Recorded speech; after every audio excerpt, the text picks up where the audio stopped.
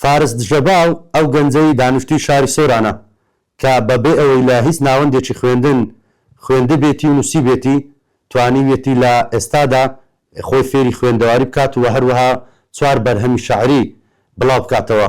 من ئەمەوێ زیاتر گفتوگۆ لەگەڵ خۆی بکەم ئەڕۆمە لای کاک فارس دژەبا سڵاوت لێبێ هەر ناوەکەشت بەم شێوە بڵاو بۆتەوە. پێم بڵێ باسی چیرۆکی خۆت چۆن بۆ کەوانەت خوێندووە و لە ئێستاشدا سپاس بۆخوا خوێندەواری تێوە خاوەنی 4 بەرهەمی شاعریشیت. بە ناوی خوددا سڵاو لە مرۆڤایەتی سپاس بۆ ئەو دەرفەتە دەستان خۆش بێ. من ناوم فارس ڕەسوول حوسێن ناسراو بە فارس دژەبا و خەڵکی دەڤەری باڵەکایەتیم لە سۆران دەژیم. لە تەمەنێکی زۆر گچکە بچووک بیمە پێشمەرگە تاکو ئێستا بەردەوامم. کاتی خۆماڵمان لە گوندی بوو لە یەکێک لە گوندەکانی دەڤەری باڵەکایەتی بوو قوتابخانە خوێندنگای لێ نەبوو.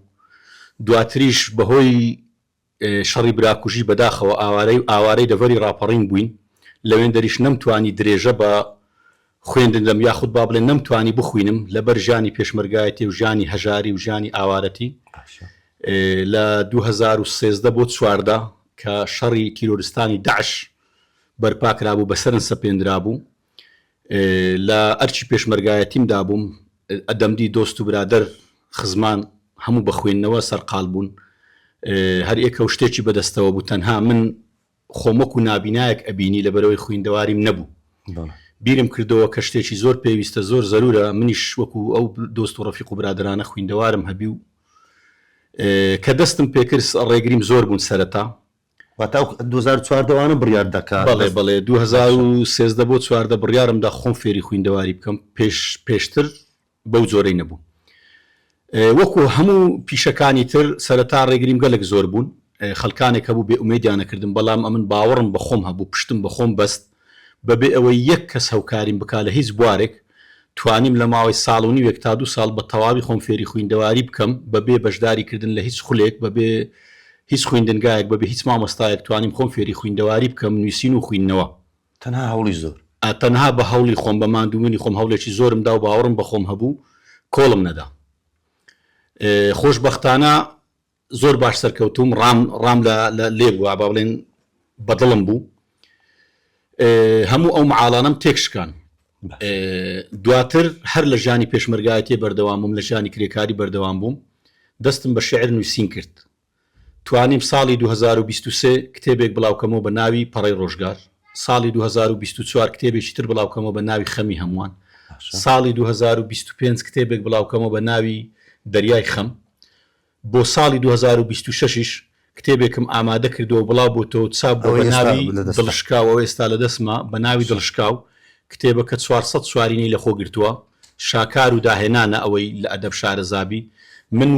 من وا دەنووسم هەمووان لێم تێبگەن زۆر گرنگی بە زمانی دەڤەرەکەم و بە زمانی کوردی ئەدەم من ناکۆکم لەگەڵ زمانەکانی تر. باشە زیاتر چیرۆکەکەی تۆ ئەمە سەرنجڕاکێشەکە هەوڵدان و کۆڵنەدانە بەوەی کە تاوەکو گەیشتوت بەم ئاستەی کە فێری خوێندەواری بیت تا چەند گرینگە هەر کەسێک کە شتێک لە دڵیەتی یاخود تا با بڵێن زۆر کەسمانێت تاوەکو ئێستا خوێندەواریان نییە هەوڵیان نەداوە لەسەر ئەم قسە باوەنی لە کۆمەلگا پێیان دەگوترێت کە تازە فێر نابن و تازە تەمەندان تێپەڕی کردووە و پەیامێکی کورتت بۆ ئەوانەتیان پێ دەڵێ. من دەڵێم لە دنیا هیچ شتێک مەحاڵ نییە معاڵەکان تێک دەشتێن زۆر بە ئاسانی تەنها باوەڕت بە خۆبی پشتی بە خۆت بەستە قەت کارێک مەکە بۆ ڕازیکردنی هەمووان بە تو ڕازی نابن. لێرەوە تکا لە خەڵک ئەەکەمەوانی خوێندەواریان نییە هیچ نییە نە دروستکردنی کۆمپیوتەرە نە دروستکردنی ئامێرش تەکنەلۆژی پێشکەوتووە تەنها باوەڕ بە خۆت بەستە و پشت بە خۆت بەستە و گوێ لە خەڵک مەگرە و ورەی بدە بەرخۆت و فێر دەبی و شتێکی زۆر ئاسانە. ئەتوانیت یەکێک لەو شاعرانەی خۆتمان پێشکەش بکەی کە کۆپلێکی کورد بێ؟ بەسەر چاو چوارینەیەکتان لە کتێبە تازەکەی پێشکەشەکەم هیوادارم بتوانم کەمێک خزمەتی ئەدەبی کوردی بکەم خزمەتی گەلی خۆم بکەم سپاسی هەموو دۆست و برادەر و خزمانیش ئەەکەم ئەوانەی کە هەوکارم بووینە بۆ بە چاپگەیاندنی بەرهەمەکانم. دەردم زۆرن کامەی بێژم لەسەر ڕێگای خوار و لێژم تەم پێشی مانگم بەرنادا بە زیندوی خۆم